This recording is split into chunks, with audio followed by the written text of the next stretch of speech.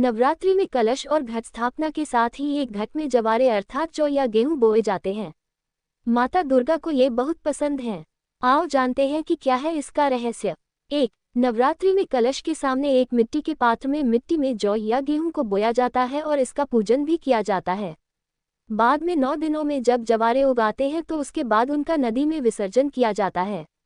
2. जवारे को जयंती और अन्नपूर्णा देवी माना जाता है। माता के साथ जयंती और अन्नपूर्णा देवी की पूजा भी जरूरी होती है।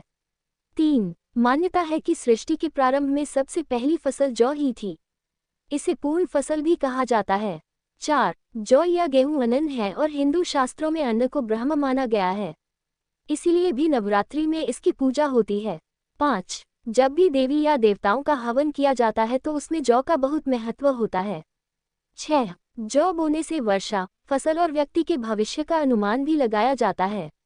कहते कि जौ उचित आकार और लंबाई में नहीं उगे तो उस वर्ष कम वर्ष होगी और फसल भी कम होगी। इससे भविष्य पर असर पड़ता है।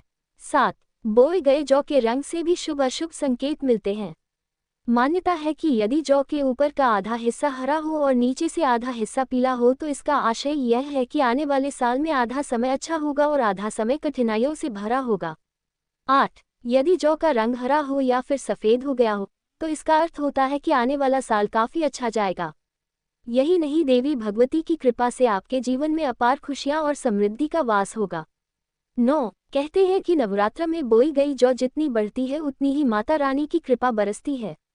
इससे व्यक्ति के घर में सुख समृद्धि भी बनी रहने के संकेत मिलते हैं।